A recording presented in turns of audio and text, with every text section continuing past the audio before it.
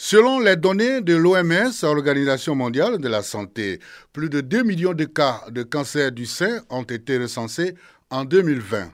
Une femme sur 12 développe un cancer du sein dans sa vie. Le cancer du sein est l'une des causes de mortalité chez les femmes.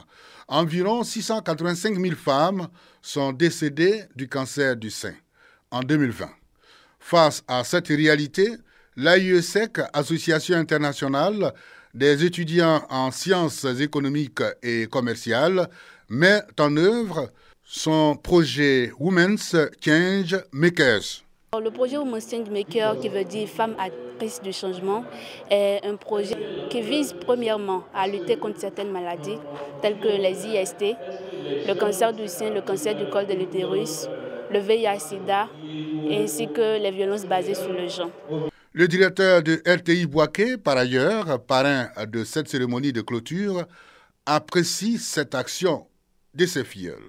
L'AIESEC, c'est une école, c'est un creuset de formation. C'est l'élite de demain. Je leur ai demandé de persévérer. C'est au bout de l'effort qu'on obtient ce qu'on recherche. Et l'avenir, c'est eux. C'est ça le plus important.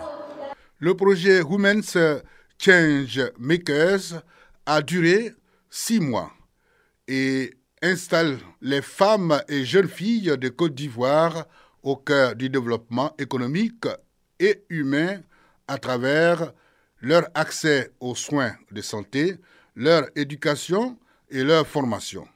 Pour cette première édition, plus de 100 femmes ont été dépistées du cancer du sein et du col de l'utérus.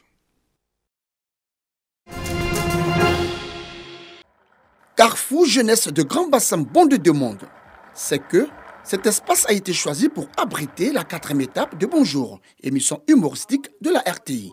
Sur le podium, les humoristes font montre de leur talent. Chères femmes, arrêtez de préparer sauce aubergine chez nous. Les mamans aussi, vous avez vu quoi sur aubergine là? Tous les jours, non, aubergine là, ça fait grandir. Bon, on a grandi, maintenant on est grand. On est grand. Et puis toujours aubergine. Le directeur général de la RTI vous dit merci de cette mobilisation. Lorsque nous avons démarré Bonjour, il y a 15 ans, c'était ça. Que les fils et les filles de la Côte d'Ivoire puissent se retrouver dans la communion. Le président du conseil régional du Sud Comoé, après avoir salué l'initiative de la RTI et encouragé les humoristes, s'est réjoui de la forte mobilisation des populations de la ville balnéaire. Il les a invités à cultiver l'amour et le vivre ensemble. Toutes les couches sociales sont là. Nous avons ici à Bassam la preuve de la mobilisation, de la cohésion à travers Bonjour 2022. À Grand Bassam, autorités administratives, élus, cadres, population et chefs traditionnels de la première capitale de la Côte d'Ivoire se disent fiers d'avoir pu communier avec leurs humoristes préférés. Vous voyez qu'il est minuit passé, on ne se rend pas compte. C'est ça aussi, Bonjour 2022.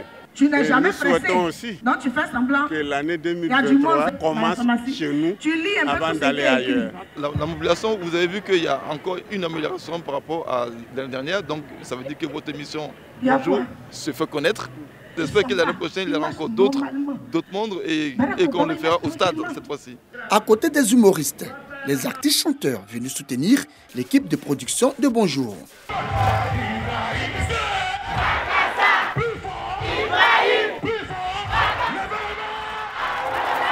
Juste après les cours, nous sommes venus ici, ça nous a permis de déstresser, d'échanger des temps encouragés. De la main, il a joué là, je n'ai jamais joué comme ça, donc je suis très content, ça s'est bien passé, j'ai bien ri, ça n'a qu'à se répéter encore. Je les connais, ils ont été bien, très formidables, là j'apprécie, puis ça se répète, je dis aussi merci à la RTI qui fait tout, et quand ils viennent, ils mettent encore du paquet.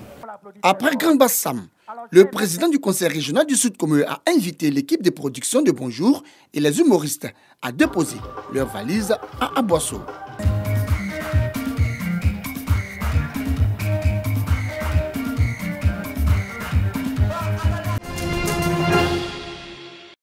L'Association des musulmans sunnites en Côte d'Ivoire, AMSI, devient le Conseil suprême des imams, des organisations et des structures sunnites en Côte d'Ivoire, CODIS, 20 ans après sa création. Une information donnée au cours de son premier congrès extraordinaire.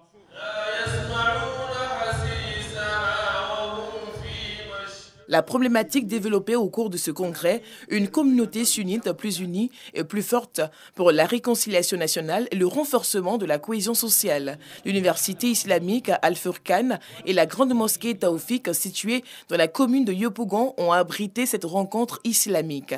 Les gens ont répondu à l'appel du président. S'il y a un message à lancer, c'est la cohésion entre les musulmans, surtout les musulmans sunnites, en Côte d'Ivoire. Il y avait des malentendus, donc on voulait unifier les positions. Réaffirmation d'idéologie, changement de dénomination de l'Association des musulmans sunnites et mise en œuvre d'une deuxième structure dans le courant de l'année 2022 sous la conduite de Konaté Zakaria. Entre autres résolutions auxquelles les fidèles musulmans venus de toutes les régions du pays ont été soumis. La cérémonie de clôture de ce premier congrès extraordinaire de l'AMSI, qui s'est tenu sur 3 jours, a réuni plus de 600 imams.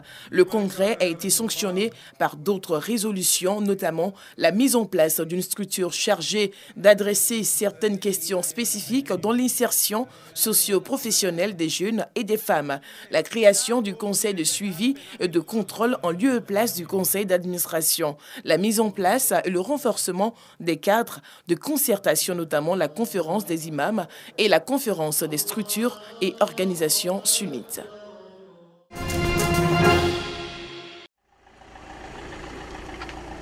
Heidelberg, Allemagne. Fusillade mortelle dans une université. Une étudiante de 23 ans a été abattue et 3 de ses camarades blessés.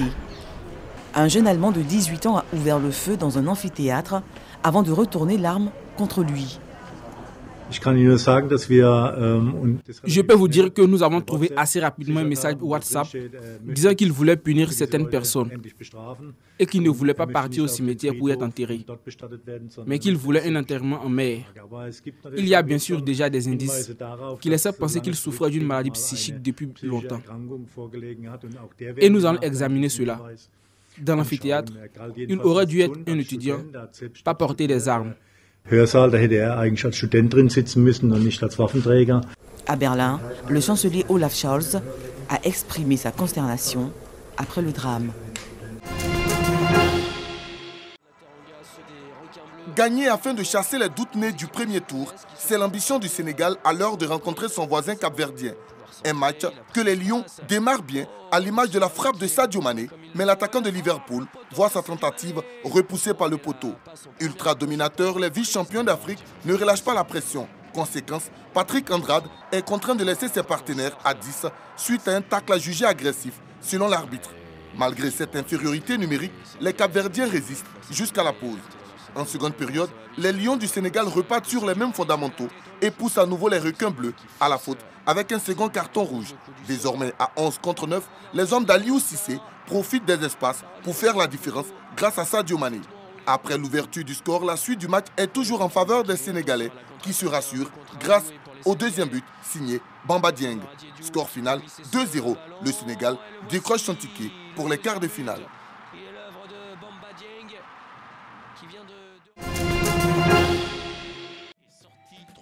Leader du groupe C, le Maroc veut confirmer son statut de favori face au Malawi, qualifié comme meilleur troisième. Les Malawites sont les premiers à se signaler dans cette rencontre avec l'ouverture du score signé Gabadinho Mmango. Un but matinal qui sonne le réveil des Marocains qui s'offrent de multiples occasions sans parvenir à trouver la faille. À force d'insister, les Lions de l'Atlas sont récompensés de leurs efforts dans les derniers instants de la première période avec l'égalisation de Youssef Enesri. 1-1 à la pause. Dominateur, les Marocains accentuent leur pression en seconde période. Achraf Hakimi exécute magnifiquement ce coup de pied et redonne espoir aux siens. Score final 2-1. Le Maroc se qualifie pour les quarts de finale et jouera contre le vainqueur de la rencontre Côte d'Ivoire-Égypte.